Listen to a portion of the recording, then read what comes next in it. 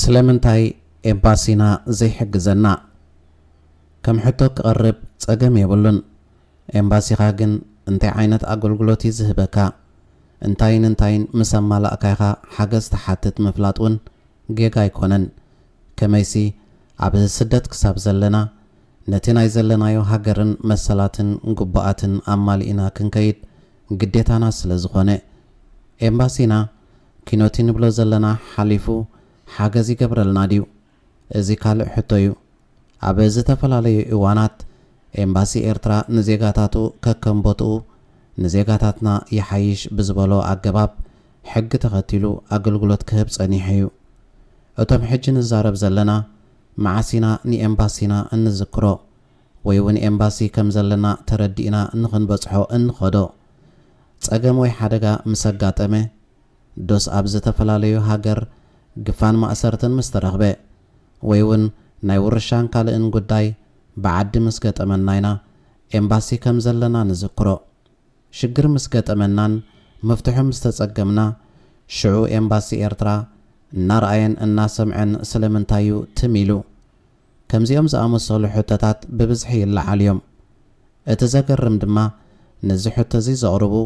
እቶም ኣብኡ እናተመላለሱ ኣገልግሎት ብቐጻሊ ብዝረኽቡ ሰባት ምዃኑ እዩ ንገዛእ ርእሶም ተደናጊሮም ነቲ ካልእ የደናግሩ ምህላዎም ዝሕዝን እዩ እቲ ነይሩ ጉዳይ ነይርዎ ዝመጽእን እቲ ብፍጹም ናብ ኤምባሲ ገጹ ተቐልቂሉ ዘይፈልጥን ተቃወምቲና ባህልትን ኮረይትን ከምኡን ተበሉስ ማዕለሽ ሰኣና ፍልጦም ይምበልና እዚኦም ግን ኤምባሲ ኤርትራ ብኸመይ ይሰርሕ ኣምር ዘለዎምን ኤምባሲ ንዜጋታቱ እንታይ ዓይነት ሓለፋታት ይገብር ኣዳዕሊዖም ዝፈልጡ እዮም ብዝኾነ ኣብ ሓንቲ ሃገር ኤምባሲ እንድሕር ተተኺሉ ንስራሕ ዲፕሎማስያዊ ዕማም ንምዕማም ንፖለቲካዊ ቁጠባዊ ርክባት ንምስሳንን ንዜጋታቱ ንምሕጋዝ ኣብ ወፃኢ ሃገር ውክልና ወሲዱ ዝሰርሕ ወኪል ህዝቢ እዩ ክበሃል ይከኣል ሓደ ኤምባሲ ንሃገር ኣብ ዘድሊ ጸጥታውን ፖለቲካዊ ረብሓታትን ንምሕላው ቀንዲ ስራሕ እዩ ከምኡውን ንሃገራዊ ረብሓታት ብምክልኻል ዲፕሎማስያዊ ዝምድናታት ብምዕባይ ምስ ካልኦት ሃገራት ብምልላይ ዲፕሎማሲ ዝምድንኡ የሕይል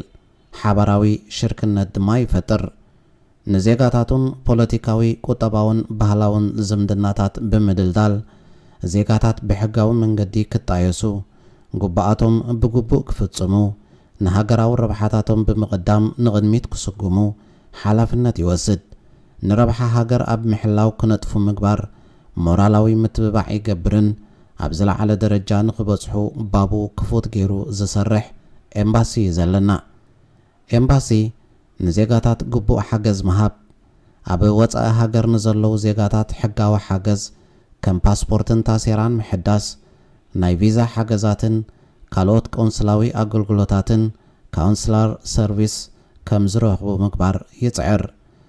ዜጋታት ብቁጠባን ንግድን ንኸዓብዩ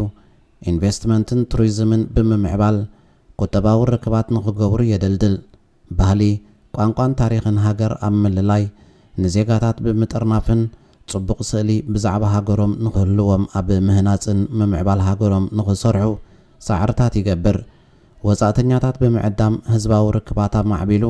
ብሓባር ይሰርሕ ዜጋታት ጥቡቕ ዝምድና ምስ ኤምባሲኦም ክህልዎምን መዝጉባት ክኾኑን ጉባኣቶም እናማልኡ ዕቤት ስድራ ቤቶም እናመዝገቡን ሓላፍነቶም ክዋጹ ይገብር ኤምባሲ ማለት ኣብ ስደት እትርከብ ንዓና እትውክል ንእሽተይ ሃገርና ኮይና ተገልግል ስለዚ ዕቤት ቤትና ሓላፍነት ኩልና እዩ እሞ ተጸገም ደኣ ኣብ ምንታይ ዝኸውን ዘሎ ስለምንታይ እዩ ኤምባሲና ክሕግዘና ዘይክእልን ኣይሕግዘናን እዩ ተባሂሉ ዝንገር ዘሎ ናብ ስደት ክንመጽእ እንከለና ኣብ ኢሚግሬሽን ቀሪብና ዝሃብናዮ ቃልና ገለገለ ሰባት ዝተፈላለዩ ኣርእስቲ ነናቶም ፍጻሜታት ዝሓዘ ዛንታዩ ዝፍልም መንግስቲ ኤርትራ ከም ዝበደለናን ዝገፍዓናን ዝተኣሰርናን መሰልና ኣይሓለወልናን ብዝብል ጥርዓናት ኢና ንሃገርና ክስ ነቕርብ ዘለና ስለዚ ኣይተሓገዝናን ክንብል እንከለና ክስናን ክውንነትን በበይኑ ይኸውን ኣሎ በዚ መሰረት ድማ እቲ ዝተዋህበና ፍቓድ ንቓልናን ነቲ ተፈጺምና ዝበልናዮን ዝፈረምናሉን እዩ ዝውክል ኣብ ዝኾነ ይኹን ሃገር ኣብ ማዓስከራት ስደተኛታት ይኹን ወይ ድማ ረፊጅ ክንጸንሕ ከለና እቲ ዝወሃበና ግዝያዊ መንቀሳቐሲ ይኹን ፍቓድ ብፖለቲካዊ ኬዝ ወይ እውን ሰብኣውነት እዩ። እዚ ማለት ገሊኡ ፖለቲካዊ ጸገም ኣለኒ ስለ ዝበለ ኣነ ምስቲ ዘሎ መንግስቲ ኤርትራ ኣይሰማማዕን እየ ምስኡ ዝኾነ ይኹን ጉዳይ የብለይን ኢልካ ዝፈረምካሉ ጉዳይ ሽግር ምስ ገጠመካ እውን ንሱ እዩ ፈለማ ዝርአ። ስለዚ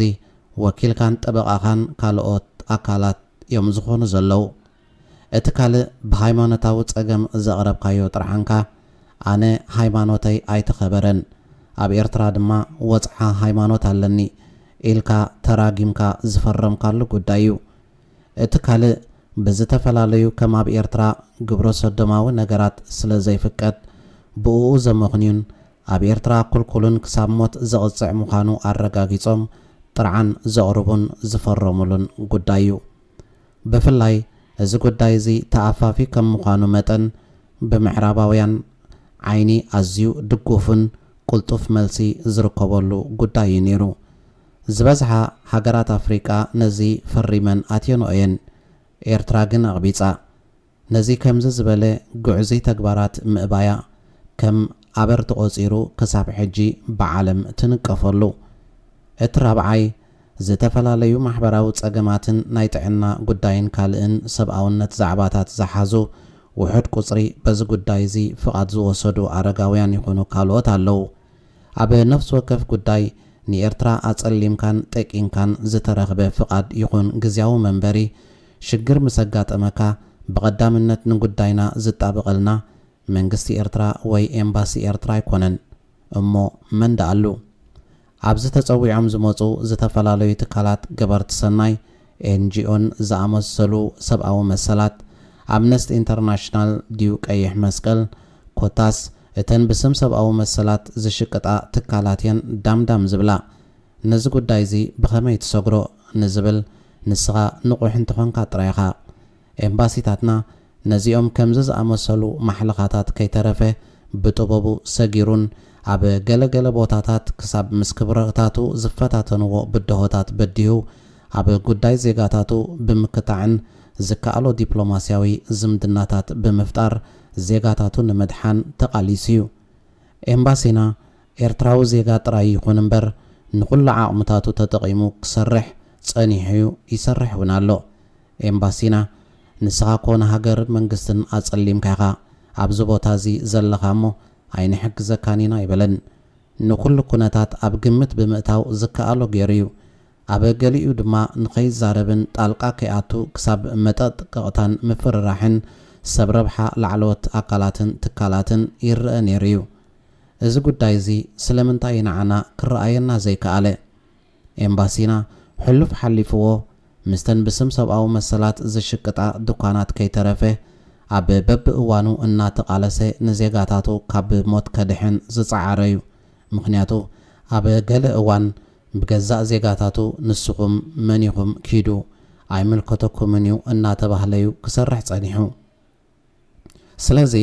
ኤምባሲና ኣይሓገዘናን ኢልና እነቕርቦ መጎተን ክስን ጥርዓንን ንኩሉ ኣብ ግምት ዘእተወ ክኸውን ኣለዎ። ኤምባሲና ቀዳማይ ስርሑ ምውሓስ ዜጋታት እዩ። ነዚ እውን ብዕቱብ ኣብ ኩሉ መዳያት ምስ እዚ ኩሉ ተጻብኦታት ጂኦፖለቲክስ ቀርኒ ኣፍሪካን ዓለምን ገጢሙ ብትብዓቱ ተሳቲፉ ይሰርሓሉ ምህላው ካባና ንላዕሊ ንስኹም ትፈልጡ። ሰማዕታትና ወትሩ ይደበሱ፣ ይዘከሩ፣ ይኽበሩ። ዓወት ንሓፋሽ ሰናይ ሰሎሞን ወዲ መምህር። ነባት ሚድያ